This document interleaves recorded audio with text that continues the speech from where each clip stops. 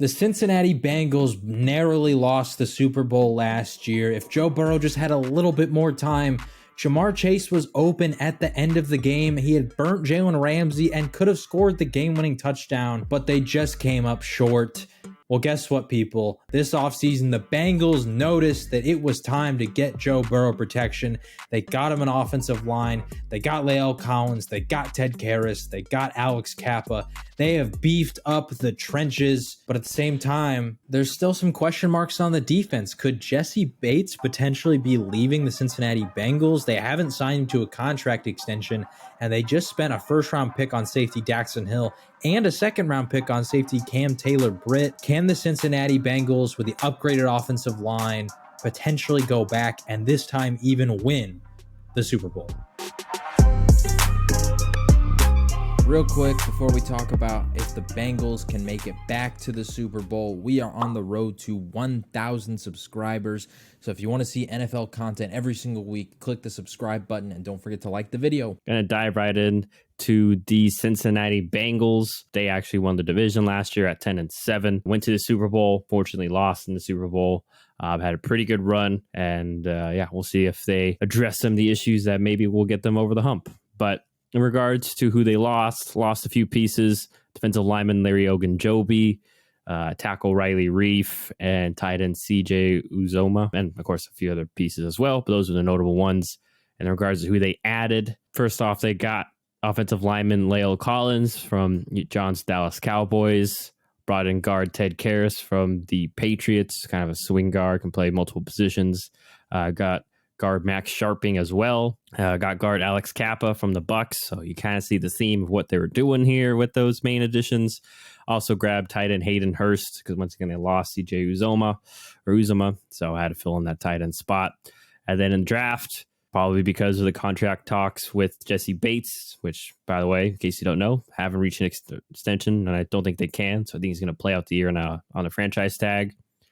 So in the first and second round, they grabbed safeties there. First round, Daxton Hill out of Michigan, and then second round, Cam Taylor-Britt. Didn't really lose much. Seems like they added beefed up the O-line, which is probably a main concern we both had, and then added some depth as well. So what do you see going for the Cincinnati Bengals in 2022?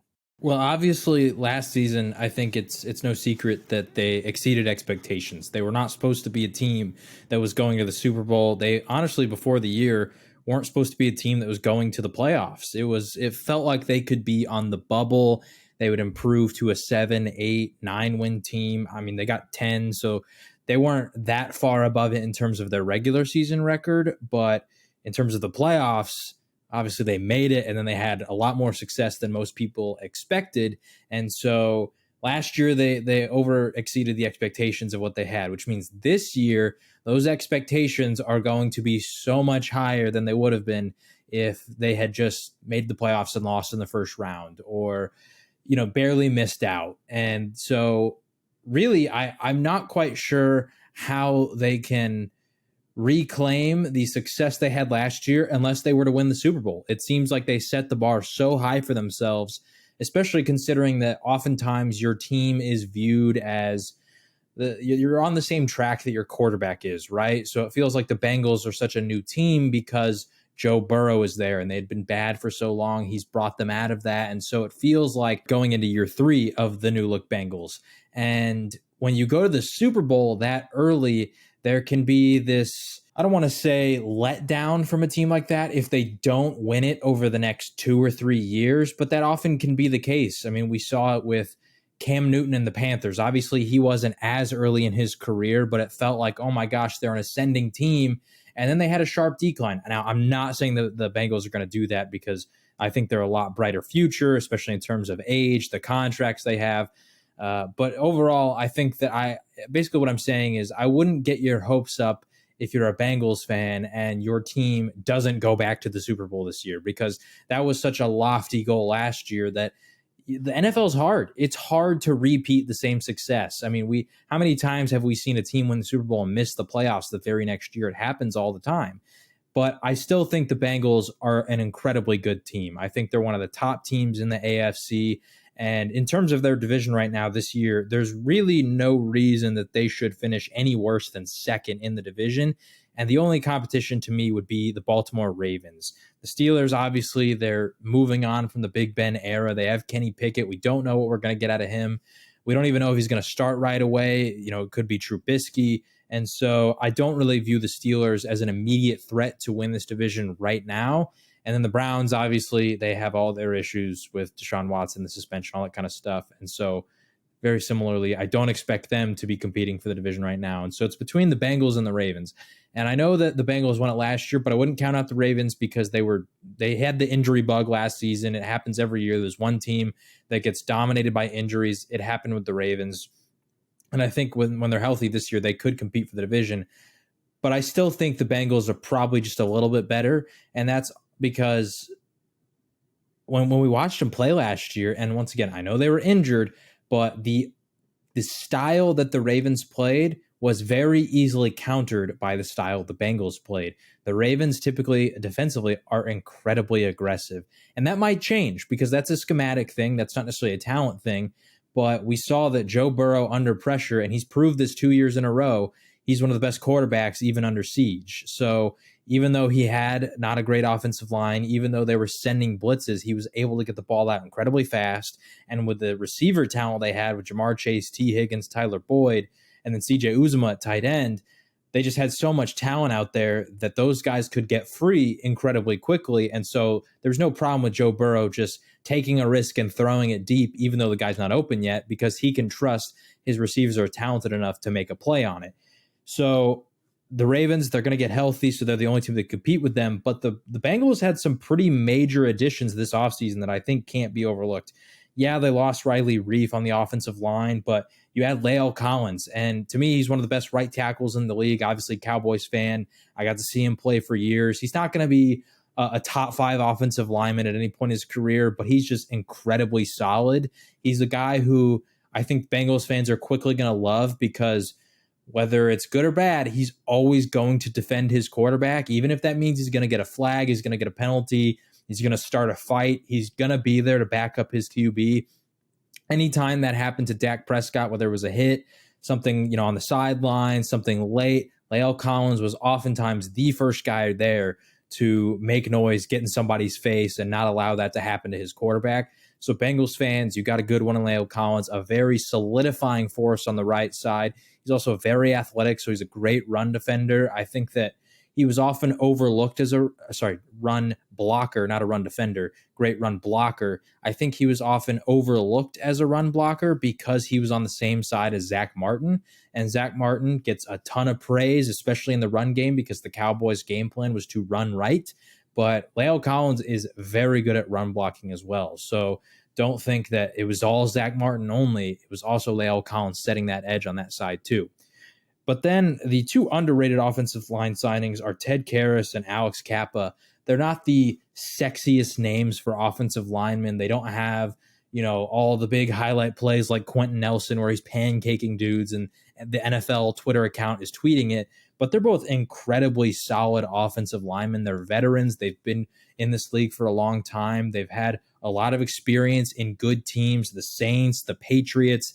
These are teams that have been known for their offensive line development and their offensive line play for a very long time. And so adding those two, I'm really excited to see what we can get out of Joe Mixon this year because, when you have really good guard play, that can just open up so many things for your run game, even if it's outside with pulling guard action or even just the stuff on the inside where you just run a power run up the middle. Oftentimes, even though Joe Mixon was incredibly productive, the offensive line would occasionally let him down, and maybe there would be a hole in the secondary that if he can just get through the line, he can take it deep, but that wouldn't happen, so he wasn't able to capitalize on that. I think the additions of La'el Collins and these two guards, that can really help unlock the full potential of Joe Mixon, who's already one of the best running backs in the league, but I think we can get an even better version out of him. And then like I talked about with Joe Burrow and those wide receivers, they were already doing amazing things when they didn't have protection. So imagine what they can do this year now that they do have it. I'm really excited to see what we get out of this Bengals line. I'm also really excited to see what we get out of Jonah Williams, former first-round pick. He's been their left tackle for a while. He had mixed around at left and right side. But last year, I think he finally had a solid season under his belt. Health wasn't an issue. He was able to play a lot. And I'm excited to see what he can do with an improved offensive line around him. I think it could elevate his game as well, as he can get help from a guard on a double team if he needs to. He can, even just rely on the guys next to him to be solid and not have to worry about the protection breaking down right next to him. I think that he could be better. So yeah, I'm really harping on the offensive line because that felt like the one big hole that Cincinnati had. So I love the additions along the offensive line. I also like the strategy they had in the draft to go out and get safeties, because Jesse Bates has still not been signed to a contract extension. I know that a lot of Bengals fans are very optimistic and are wanting to keep him, but I would not be shocked if Daxton Hill and Cam Taylor-Britt have solid seasons that we see them let Jesse Bates go, because you got to start thinking about Joe Burrow's contract extension. The QB market is only going up and up and up. Today we saw Russell Wilson sign for, I think, $49 million per year. Let's just be honest, fans. Joe Burrow and Justin Herbert are going to get over $50 million a year. That's how the quarterback market works. It doesn't really matter how good you are. If you're in that top 10 conversation, you're probably going to exceed the guys who have already been signed. That's just how it keeps going every single year. I mean, when Patrick Mahomes signed for $45 million a year, it was looked at as a massive contract. I think he's now the 5th highest paid QB in the NFL. I know Aaron Rodgers is number 1. I think Mahomes has also been surpassed by Russell Wilson, Deshaun Watson, and Kyler Murray. Those are the 4 who have already surpassed him. So Mahomes is now at 5. And as we see, like I said, Herbert and Burrow, they're going to get massive contracts. And so a safety like Jesse Bates, who he is amazing, when the quarterback gets signed, you can't keep everybody. That's it. We saw it with the Chiefs. Tyreek Hill had to get traded because you can't afford to keep everybody. Tyrann Mathieu, he left in free agency.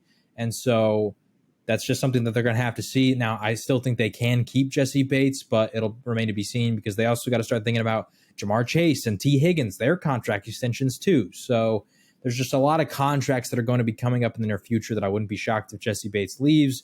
But that's obviously a conversation for probably this offseason or near the trade deadline if there's any rumors that start heating up.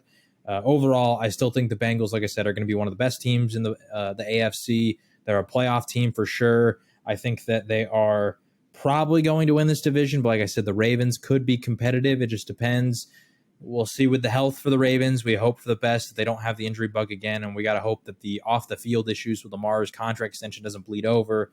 But yeah, I think the Bengals are in a very good spot, but fans, don't be disappointed and don't overreact if they don't go back to the Super Bowl, because when you set the bar that high early in your career, it can occasionally be tough to reach that, and sometimes you got to go through adversity and you got to go through some challenges before you can get back to the mountaintop again. Yeah, I want to start with, you mentioned offensive line, because also I mentioned Ted Karras. He can move around. He's probably projected to be their center. So yeah, we'll start there, because that's probably one of the main reasons why they fell short in the Super Bowl. I mean, obviously that was an issue. It wasn't a surprise going into the Super Bowl. Remember Tennessee had 9 sacks on Burrow and they still won.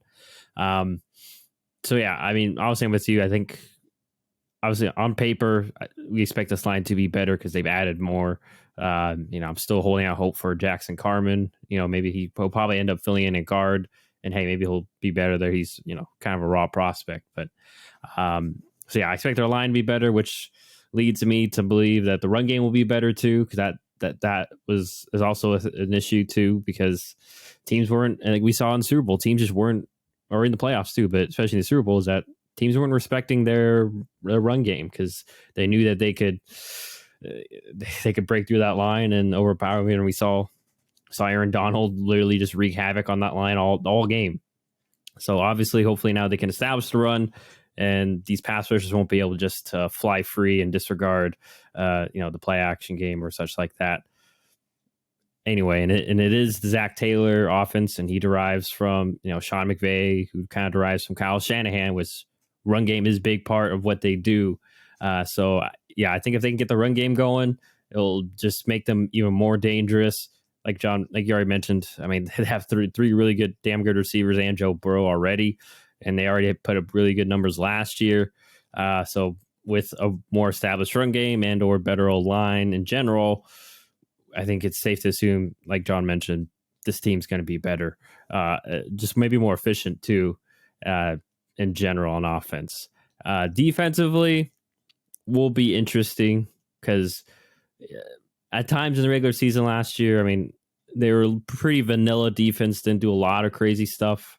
I think come playoff time, they started really mixing it up and doing, which I really liked, which I felt like they really needed to do because, I mean, maybe outside of Jesse Bates, they have a few really good guys, but no one that really scares you consistently like an Aaron Donald. They don't have a superstar corner. Or a superstar defensive, end or defensive tackle or superstar linebacker, guys like that can be difference makers on their own. But it was enough last year, and hopefully they can, keep being creative on the defensive end of the ball. Even if this is the last year of Jesse Bates, regardless if it is or isn't, I'm very interested to see, how they incorporate Daxton Hill, because I think he's shown, at least what I saw in preseason, and I liked what I saw pre-draft. So I'd be interested to see how they incorporate him, and I think he can be a very good just chess piece for them as well. And then, or maybe they move Jesse Bates more around often. So we'll see what happens with them. But regardless, I think the Bengals will be better, at least a better football team. I mean, who knows how it will show on the record. But nonetheless, like John mentioned, I fully expect them to be in the playoff mix. And probably I expect them to win the division as well. But once again, when we get to our season predictions next week, I guess we'll all find out for sure what I think. But yeah, definitely one of the front runners for division title here. So that is the Cincinnati Bengals.